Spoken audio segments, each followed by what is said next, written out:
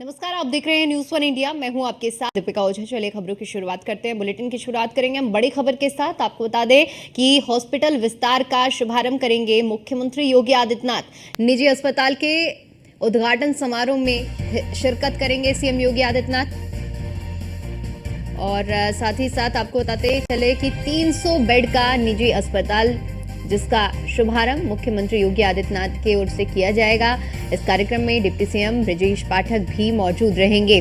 तो सुबह 11 बजे गोमती नगर में शुभारंभ कार्यक्रम है जिसमें सीएम योगी आदित्यनाथ शिरकत करेंगे। तो आज 11 बजे गोमती नगर स्थित एक निजी अस्पताल का सीएम योगी आदित्यनाथ शुभारंभ करने जा रहे हैं। गोमती नगर स्थित विस्तार अस्पताल का शुभारंभ सीएम योगी आदित्यनाथ करेंगे। साथ ही साथ आपको ये बताते चले कि निजी अस्पताल के विस्तार उद्घाटन कार्यक्रम में जहां एक ओर सीएम योगी आदित्यनाथ शिरकत करेंगे तो वहीं दूसरी ओर डिप्टी सीएम भी इस कार्यक्रम में मौजूद रहेंगे।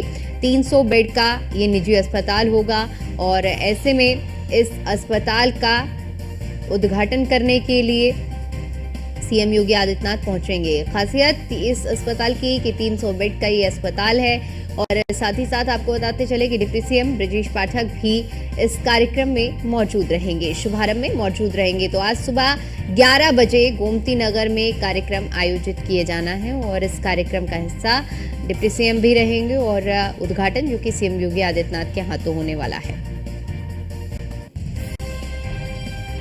तो सीएम योगी आदित्यनाथ निजी अस्पताल का आज उद्घाटन करेंगे। 300 बेड का अस्पताल बनकर तैयार हुआ है जिसका शुभारंभ मुख्यमंत्री योगी आदित्यनाथ आज करेंगे। डिप्टी सीएम ब्रजेश पाठक भी इस शुभारंभ कार्यक्रम में मौजूद रहेंगे।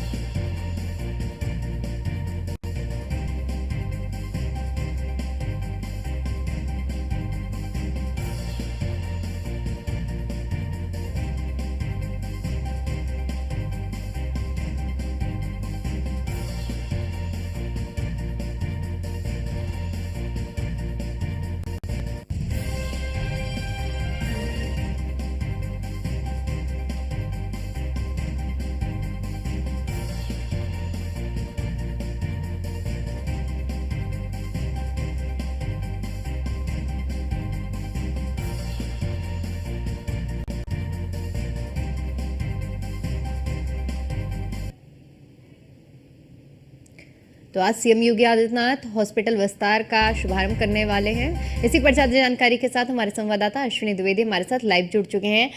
अश्विनी, सीएम योगी आदित्यनाथ आज हॉस्पिटल विस्तार का शुभारंभ करने वाले हैं। 300 बेड का बताया जा रहा है कि निजी अस्पताल बनकर तैयार हुआ है।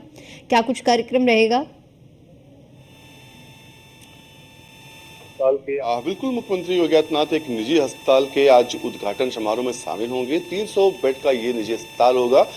इसलिए एक खास अस्पताल है क्योंकि जो global investor summit Uttar Pradesh में हुई थी उस दौरान इस जो अस्पताल है इस कंपनी ने जो है उत्तर प्रदेश में इन्वेस्ट किया था।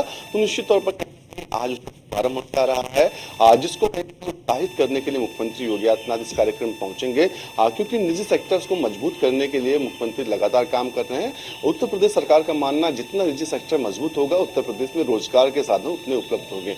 अमूमन देखने को मिलता है कि उत्तर प्रदेश से दूसरे राज्यों में प्राइवेट सेक्टर में लोग काम करने के लिए जा रहे हैं जो निश्चित तौर पर कहीं ना कहीं ऐसा में मुख्यमंत्री को लग रहा है कि लोगों जब बाहर जाना पड़ा तो क्यों ना उत्तर प्रदेश में इतने रोजगार सृजित किया जाए कि उत्तर प्रदेश के लोगों को बाहर जाने की आवश्यकता ना पड़े।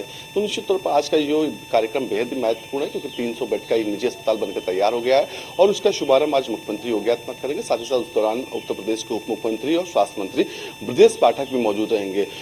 देखा जा रहा है पिछले एक साल के अंदर 1.5 साल में देखें तो तमाम बड़े इंडस्ट्री हैं जो उत्तर प्रदेश में उन्होंने जो है शिरकत की है, उत्तर प्रदेश पहुंची हैं। उनके लिए चाहे जमीनों का आवंटन का काम हो या फिर तमाम अन्य उपलब्धियां हो, सरकार ने उन पर ध्यान दिया। अब देखा गया था पिछले दिनों कि शिकायतों जब उद्योगपति हैं, उद्योग घराने हैं जो शिकायत करते हैं इंडस्ट्रियल तो कहीं ना कहीं उसके बाद कार्रवाइयां भी तमाम लोगों पर हुई क्योंकि जो अधिकारी कर्मचारी थे वो कहीं ना कहीं जो सरकार की नीति है चाहे जमीन देने की हो या तमाम अन्य जो प्रोसेस करने की हो उसमें देरी कर रहे थे वो लोग। तो कहीं ना कहीं ये माना जा सकता है सरकार जो है उत्तर प्रदेश के मुख्यमंत्री हैं वो इन चीजों को लेकर काफी सजग है। जो उत्तर प्रदेश में इन्वेस्ट 30 लाख करोड़ के आसपास का आया वो जल्द से जल्द जमीन पर दिखाई देने लगे और सिर्फ इन्वेस्ट जमीन पर दिखाई दे।